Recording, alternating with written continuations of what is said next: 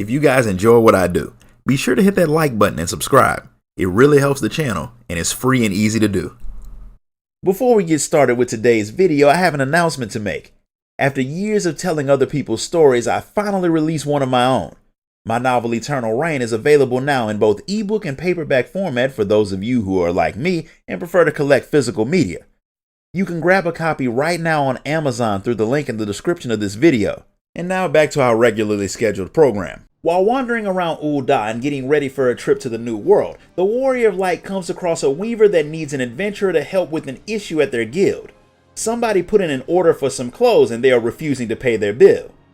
The guy claims to be something called a Viper, so most of the weavers expected him to cause a problem anyway because he's kind of weird. But since he's not small or unarmed, they need somebody who's a little bit more combat savvy to deal with him, so you go to see what all of the fuss is about. The Viper guy does come off as a bit strange, since the first thing he does when he sees the Warrior of Light is ask her if she knows where there are some good monsters to hunt. The Viper's name is Keshqua, and he's from Taral. He's a part of an order of dual blade wielding monster hunters, and he's not trying to skip out on his bill. He's just used to being able to hunt creatures for people in exchange for getting what he needs. He came to Eorzea on a hunt, and after fighting a lot of stuff along the way, his clothes weren't exactly looking good, so he needed to replace them, which is how he ended up in Ul'dah dealing with the weavers. The weavers would prefer to get money for their work, but since back home the elders of the Viper Guild deal with the whole money side of things, Keshqua doesn't have any cash on him. Since murdering monsters is the only way that he can pay his bill, the weaver decides to let him do just that because one of his co-workers did say that a wild creature had attacked one of their supply trains. The creature that did it was something that didn't seem to be native to the area, and some people think it may have escaped from the Colosseum. Since the weaver doesn't know Keshqua all that well and he does seem a bit weird, he asks you to go with him on his hunt to make sure he does the job. Since seeing how this guy fights could be interesting, the Warrior of Light tags along with him to Camp Drybone to deal with the creature. The weaver wasn't lying about there being a really big monster out there attacking merchants, but Keshqua wasn't lying about being really good at dealing with them either, because he cuts the massive beast down so fast that even the Warrior of Light is impressed. He's more than willing to teach her about his way of fighting, but first he wants to know if she's ever heard of something called the Taral Vidral. They're extremely rare creatures out in the New World that have very weird powers that aren't exactly common among animals, which makes them very dangerous to any other creature that get near wherever they call home. They live for an extremely long time and are known to wreak havoc all across Taral, and it's the role of the Vipers to deal with these creatures. Keshqua told you all of this because he wants you to join him on a hunt for the Taral Vidral that's made its way to Eorzea. The Warrior of Light has never been one to pass up learning new ways to cancel people's subscription to life, so she agrees to help him with his hunt after they let the Weaver know that the beast has been dealt with. With that task done, they give Keshqua his new gear and the extra set that they made for you as a thank you for the part you played. Once you've changed clothes and grabbed your new swords from Keshqua, he wants to give you some first-hand experience with the weapon. Unfortunately, he's not all that good at talking to people and he doesn't know where to hunt in Eorzea, so the two of you head to the Adventurers Guild to see if anyone knows of a good place to carve up some animals. One adventurer has heard of some packs of foreign monsters that have been slaughtering people out in the Spineless Basin, including the adventurers who got hired to deal with them. So you and Keshqua head out there to try your hand at it. After patching up some adventurers who nearly got killed by the pack, Keshqua gives you a quick rundown of the history of their techniques before throwing you into battle alone against an entire pack of beasts. After the Warrior of Light proves that she's pretty deadly with whatever weapon she uses by beating the whole pack and its not so small leader, Keshqua gives you the rundown on the specific creature that he's after. It's called Ixomajun, and it's a mutated version of an already deadly jungle creature. Outside of its strange powers and the fact that it's grown wings, this particular creature is as smart as a human. Keshqua and his best student had hunted the thing, and since fighting it head to head seemed stupid, they set a trap for it. They thought it had worked, but the Vidral had pretended to be beaten until they got close, then it killed Keshqua's student and flew away. After that he chased the thing all across Taral, but he could never find it again. It wasn't until some people on a trade ship from Ul'dah mentioned seeing a similar creature flying over the ocean on their trip. The Vidral had left Taral to find a place where Vipers wouldn't be hunting for it, so Keshqua bought passage on a ship and made his way to Eorzea. The problem is he didn't expect Eorzea to be so big. He doesn't know the place at all, so he'll need a bit of help to track the beast down. Lucky for him, you know the place very well, so you can help track down the Vidral. Since now you know your role, the two of you head back to Ul'dah to get started. People in the city have been catching sight of the thing, and there are some who are setting up hunting parties for it, but they haven't found it yet, which means the two of you have a lot of detective work to do. That's a good thing because that gives Keshqua time to work on his people skills, because while he can fight, he's not all that good at basic human interactions. After a lot of searching around, he finally gets some information on his target. An adventurer had found some very unique red feathers while out doing some adventure stuff in the Black Shroud, where some people supposedly saw a giant flying creature with glowing eyes. A man named Gavin over at the Adder's Nest in Gridania was one of the people who saw the thing, so the two of you hop on an airship and head over there to question him. The lead turns out to be a good one, because Gavin's scouts have not only seen the Vadral, but since the thing attacks anyone who it sees, they've had some fights with it. No one has died yet, but a lot of people travel in the area, so if the beast isn't put down, it'll only be a matter of time before some unfortunate person gets eaten. The Adders are already sending out people to hunt for the thing, and since Keshqua's main goal is to see it dead by any means, he has no problem working with them to finish it off. The scouts are being led by Lieutenant Goliath over in Quarry Mill, so that's your next stop.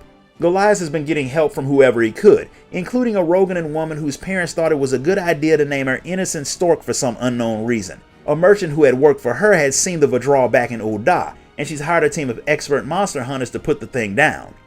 They didn't come cheap, but having a dangerous creature running around attacking people isn't exactly good for business, so she figures it'll be money well spent to get the thing off the road. Her people aren't that far away, so the Warrior of Light and Keshqua go to see what help they can offer the group. The so-called group of expert hunters don't look like top-ranking hires, and they don't seem all that excited to have the two of you along, since the more people involved in the hunt, the smaller their cut of the profit is.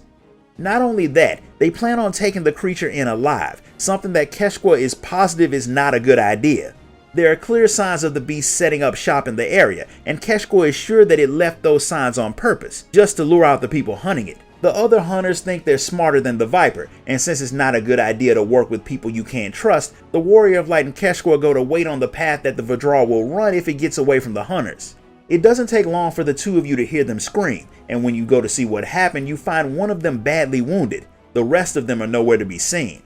The hunter lives for long enough to tell you just how bad their plan went. They set out some bait that was covered in poison that would put the creature to sleep, but it proved to be as smart as Keshqua had said, and it had been watching them the whole time.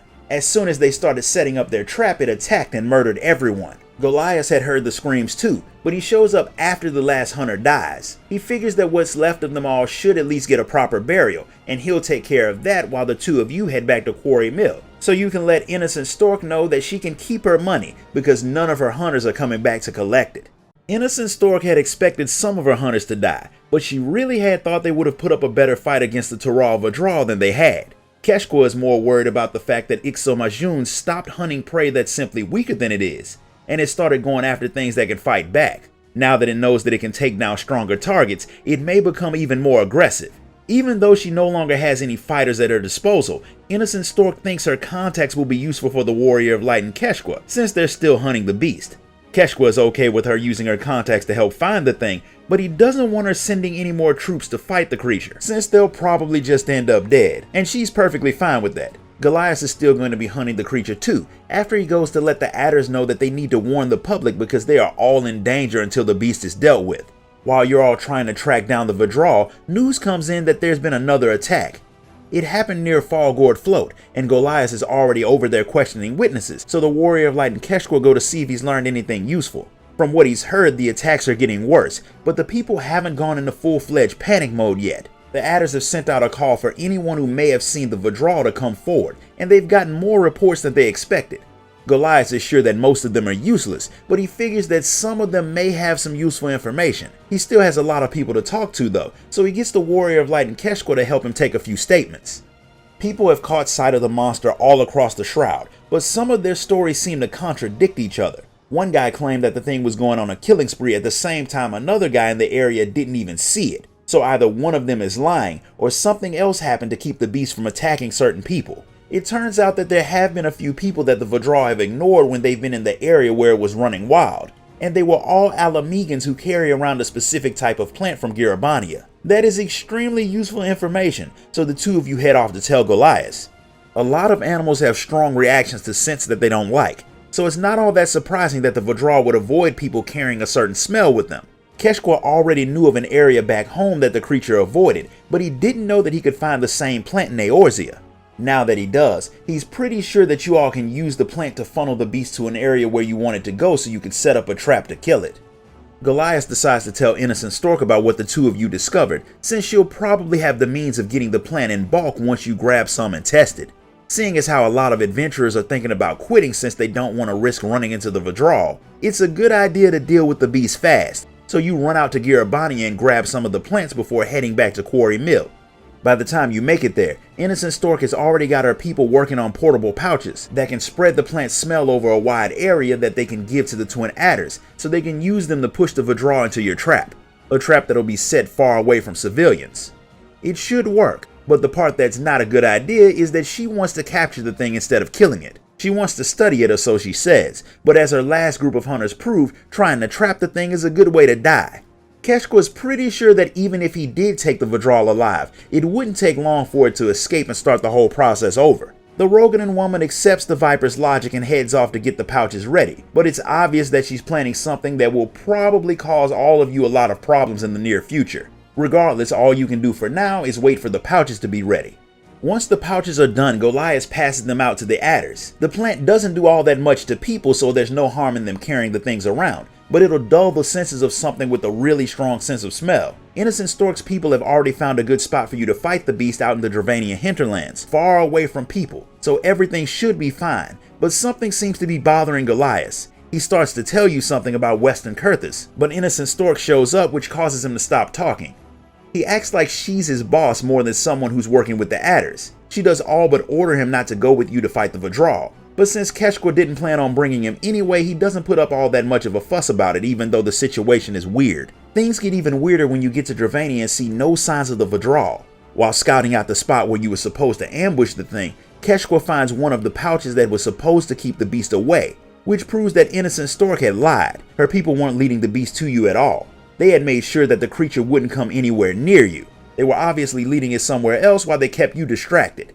That was likely what Goliath was trying to say before he got interrupted. Since he had mentioned Western Kurthus, the Warrior of Light and the Viper race over to hopefully stop the woman before she does something that a lot of people will regret. When you find her and Goliath out in Kurthus, she's managed to drug and capture XIV by doing something that's pretty messed up no matter how you slice it. She put the sedative on her own bodyguard and fed him to the creature. The whole situation has Goliath shaken up, especially since she made the man use himself as bait by offering to get his sick family medication they needed to stay alive. The amount of medicine she would get, all depended on how well he performed for her. She obviously has some way of blackmailing Goliath too, which is why he's working for her. And the reason she's doing all of this is simply because she likes having control over things, especially really powerful and dangerous creatures. Creatures that she likes to make fight against powerful opponents.